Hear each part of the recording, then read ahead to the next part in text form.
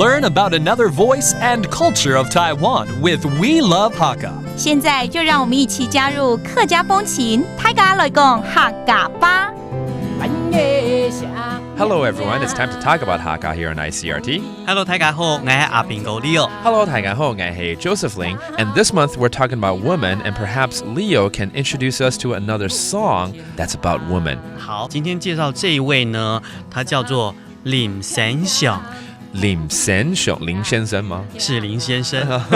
Okay. 林生祥先生。林生祥先生。Okay. The writer behind this song that Leo's going to introduce is called 林生祥。那他的这个歌名呢？雅裳。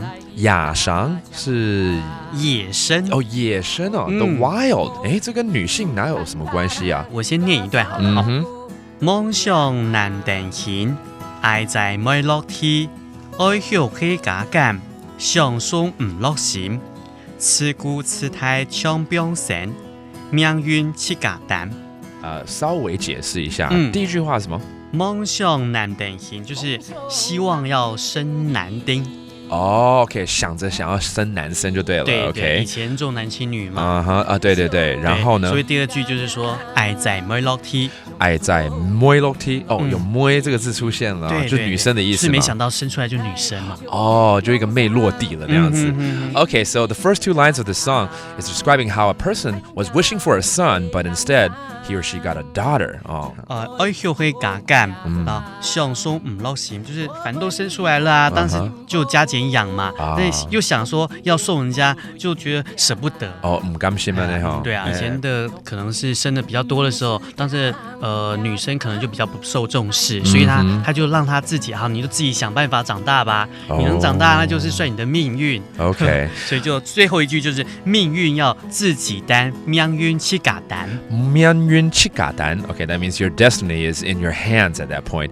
Oh, so that's why this song is called 野生 or the wild, because it kind of describes how a female, when she's born into the world in traditional Hakka culture, she has to survive on her own. She has to take care of everything by herself, and it's just the process of growing that makes her stronger and stronger. 要变得更坚强这样子。Yeah. So again, this song is called 野生。雅裳 and it's written by 这位老师叫做林生祥，对不对？林生祥。Go look for his stuff and you'll be able to find this song. And that does it for today's talk about Hakka. 什麼大家？俺是誰張來了。客家風情由行政院客家委員會監製。